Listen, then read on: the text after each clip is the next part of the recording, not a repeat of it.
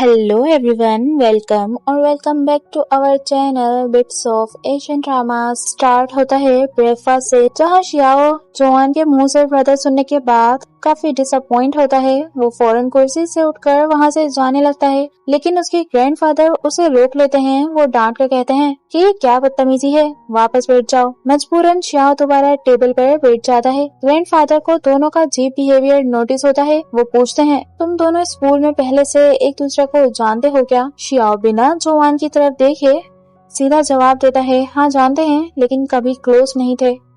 ये सुनकर जोआन चुपचाप बैठी रहती है। फिर आंटी बात बदलते हुए जोआन की तारीफ करने लगती हैं। वो कहती हैं, मैंने सुना है कि तुम पढ़ाई में बहुत ब्रिलियंट हो। फिर हैरानी से पूछती हैं, लेकिन तुमने गाँव मिस क्यों किया? सिचुएशन ओवर होने से पहले ही गोयान फौरन जवाब दे देती है। वो झूठ बोलती है कि उसकी तबीयत ठीक ना होने की वजह से एग्जाम मिस कर दिया था। जोआन भी बात को वहीं खत्म करने के लिए कह देती है कि मैं नेक्स्ट ईयर एग्जाम जरूर दूंगी, और साथ ही बताती है कि गोयान उसकी ग्रेजुएशन तक स्पॉन्सरशिप करेगी। ये सुनकर गोयान कहती है, मैं इसे नॉर्दर्न सबर्ब्स के एक क्रेम स्कूल में भेजने वाली हूँ, जल्द ही यहाँ से चली जाएगी। लेकिन तभी आंटी के दिमाग में एक नया आइडिया आता है। वो कहती हैं कि शियाओ भी आर्ट एकेडमी की प्रिपरेशन कर रहा है। जोआन इतनी अच्छी स्टूडेंट है तो ये हमारे घर ही शिफ्ट हो जाए, दोनों साथ पढ़ लेंगे और जोआन शियाओ के लिए रोल मॉडल भी बन जाएगी और उसके पढ़ाई में उसकी मदद करेगी। ये प्रपोजल सुनते ही जोआन और गोयान दोनों एक साथ घबरा जाती हैं। दोनों पोलाइटली मना करने की कोशिश करती हैं, लेकिन सबसे बड़ा सरप्राइज तब मिलता है जब शियाओ खुद कहता है,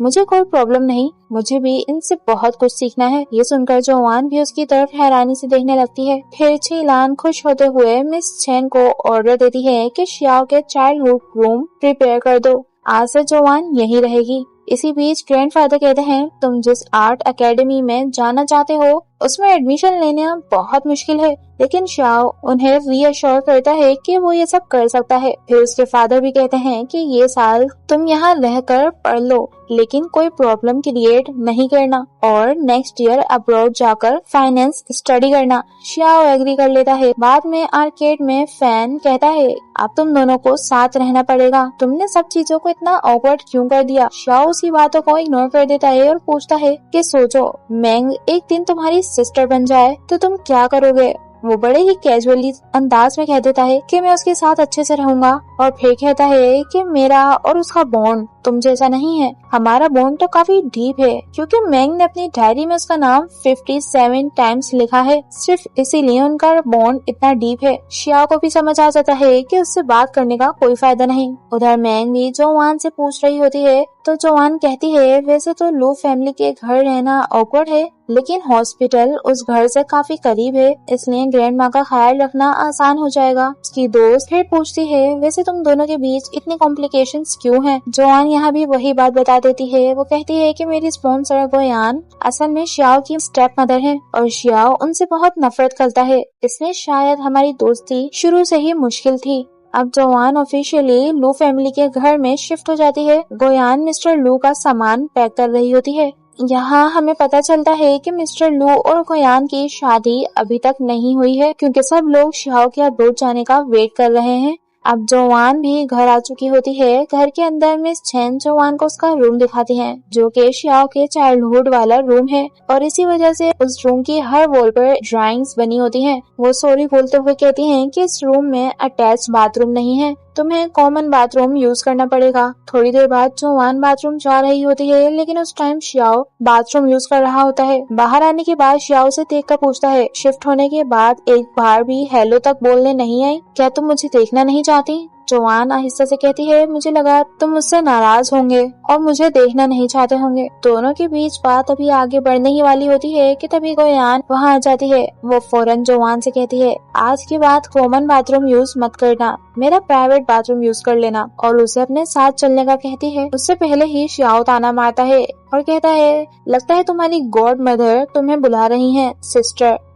इतना कहकर वो वहाँ से चला जाता है। उसके जाते ही गोयान आहिस्ता से जोआन को देखकर कहती है कि तुम्हें क्या लगता है इस घर में रहकर तुम मुझे ब्लैकमेल करोगी? जोआन कह देती है कि ऐसा करने का उसका कोई इरादा नहीं है, वो तो बस अपनी ग्रैंड माँ का इलाज करवाना चाहती है। अब नेक्स्ट डे हो जाता है। जोआन हॉस्पिटल में अपनी ग्रैंड माँ से मिलने जाती है, जहाँ पहले ही गोयान मौजूद होती है। ग्रैंड माँ उसे बताती है कि अचानक गोयान 10 साल बाद यहाँ आ गई और इतनी सारी चीजें लेकर आ गई, मुझे तो काफी अजीब फील हो रहा है। जिस पर जोआन कहती है कि अगर वो ले आई हैं तो आप ये सब एक्सेप्ट कर लें, अभी आपका ठीक होना सबसे ज्यादा जरूरी है। कुछ देर बाद का सीन दिखाया जाता है, जहाँ पर जोआन और गोयान दोनों फूड कोर्ट में बैठे होते हैं। वो उसके हाथ में 1,50,000 युएन का चेक रख देती है और फिर कहती है कि किडनी ट्रांसप्लांट के लिए टोटल 3 लाख युएन लगेंगे, ये सिर्फ आधे पैसे हैं और बचे हुए आधे पैसे देने के लिए वो एक और कंडीशन बताती है। समर खत्म होने से पहले शियाओ को मनाओ कि वो आर्ट छोड़कर फाइनेंस पढ़े और अब्रोड चला जाए। जब वो चला जाएगा तब मेरी शादी उसके फादर से हो जाएगी। ये सुनते ही जोआन फौरन मना कर देती है। वो कहती है कि उसके ख्वाब उसके अपने हैं, मैं उन्हें तोड़ नहीं सकती। लेकिन गोयान बिना किसी इमोशन के साथ जवाब देती है, और तुम्हारी ग्रैंड माँ,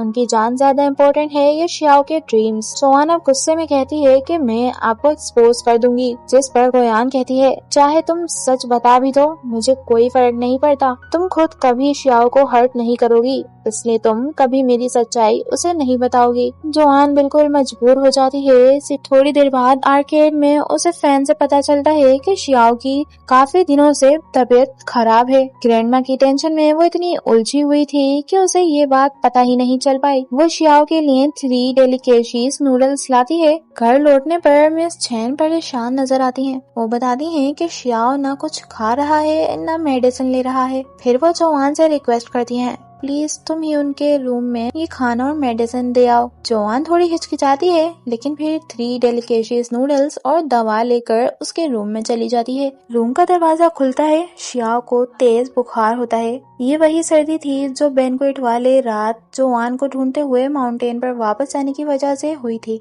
उसे देखते ही शियाओ की आंखों में खुशी आ जाती है, लेकिन आदत के मुताबिक एटीट्यूड नहीं छोड़ता। वो कहता है मेडिसिन तब खाऊंगा जब तुम मेरे पास बैठोगी। मजबूरन जोआन वहीं रुक जाती है। इसी दौरान उसके फोन पर एक मैसेज आता है जो कि जियांग का था। वो उसका जवाब ही दे रही होती है। ये देखकर शियाओ हल्का सा जेलस हो जाता है। वो उसका फोन ले लेता है और कहता है कि तुम्हारी वजह से मुझे फीवर और कोल्ड हुआ और तुम मुझे इग्नोर कर रही हो, और मजाक में कहता है कि मुझे अपनी कोल्ड तुम में ट्रांसफर कर देनी चाहिए। अब जोआन ऑकवर्ड होकर वहाँ से चली जाती है। अगली सुबह उसका बुखार काफी कम हो चुका होता है। सुबह सुबह ही वो फौरन फेमस आर्टिस्ट प्रोफेसर छिन से मिलने निकल जाता है। जल्दी में वो अपनी पोर्टफोलियो की एक इम्पोर्टेंट ड्राइंग घर पर ही भूल जाता है। मिस छिन नोटिस करती हैं और ये बात जोआन को बताती हैं, तो जोआन खुद वो ड्राइंग लेकर उसके पास पहुँच जाती है। लेकिन वहाँ पहुँचकर वो अनजाने में प्रोफेसर छिन और शियाओ की बातें सुन लेती है। प्रोफेसर छिन कहते हैं टेक्निक तुम्हारी बहुत अच्छी है, लेकिन तुम्हारी पेंटिंग्स में तुम खुद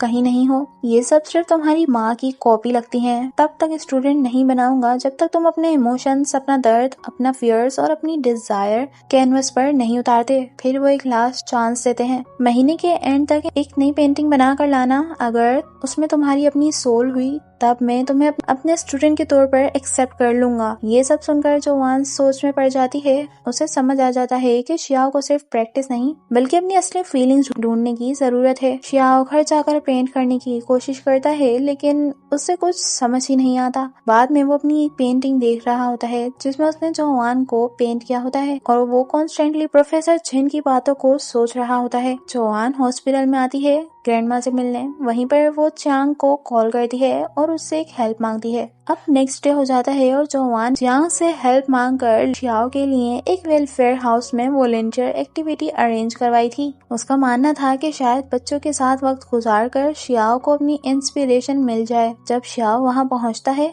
तो जियांग उसका वेलकम करता है। वो पहले की मिसअंडरस्टैंडिंग्स के लिए सॉरी कहता है और कहता है कि प्लीज जोआन को डिसअपॉइंट मत करना। यहाँ शियाओ भी उसकी बात मान लेता है और उसके साथ अंदर चला जाता है। उसके बाद शियाओ बच्चों के साथ गेम्स खेलता है एक छोटे से शरारती बच्चे शेंग शेंग के साथ उसकी फनी कंपटीशन भी हो जाती है। थोड़ी देर बाद सब बच्चे स्टोरी सुनने के लिए इकट्ठा हो जाते हैं। इस बार स्टोरी सुनाने की बारी श्याओ की होती है, लेकिन श्याओ के दिमाग में कोई स्टोरी नहीं आती तो चौहान उसको आके इनकरेज करती है और वो हैंड पपेट्स लेकर एक प्यारी सी कहानी सुनाता है, एक अलग रंग की छोटी सी शीप की और एक अलोन वुल्फ की। वो जंगल के अंदर छुप कर रहता था क्योंकि उसे लगता था कि वो सबसे अलग है, लोग उससे डरते हैं, लेकिन वो छोटी सी शीप उसे कभी नहीं डरती। वो उसके साथ रोज खेलती है और उसे दोस्त बना लेती है। जब वो वापस आने लगती है तो वुल्फ उसे अपने सीक्रेट गार्डन का सबसे खूबसूरत गुलाब गिफ्ट करता है और कहता है सब लोग सिर्फ अंधेरा देखते हैं, लेकिन तुम पहली हो जिसने मेरे फूल देखे। बच्चे ये कहानी बहुत एंजॉय करते हैं। उधर जोवान एक छोटी सी बच्ची शिनये के साथ बैठी होती है। शिनये उसे अम्यूजमेंट पार्क की अपनी ड्राइंग दिखाती है। पूरा दिन काफी इमोशनल और हार्ट वार्मिंग गुजरता है, लेकिन इतना सब होने के बाद भी श्याओ को अपनी पेंटिंग के लिए वो इंस्पिरेशन नहीं मिली थी जिसकी उसे तलाश थी। थक कर वो घर वापस चला जाता है। जोवान थोड़ी उदास हो जाती है। दूर से ये सब देखकर जियांग पूछता है तुम उसके लिए इतनी मेहनत क्यों कर रही हो। जोवान जवाब देती है और कहती है कि उसकी मदद करने के लिए मेरे पास ज्यादा ऑप्शंस नहीं है, बस ये एक कर्ज है जो मुझे चुकाना है। और इसी पॉइंट पर ये एपिसोड खत्म हो जाता है। तो गाइस वीडियो अच्छी लगी हो तो इसे लाइक कर देना, चैनल पर कमेंट कर देना और चैनल को सब्सक्राइब भी कर देना। मैं मिलूंगी इसके नेक्स्ट एपिसोड में। Till then good bye.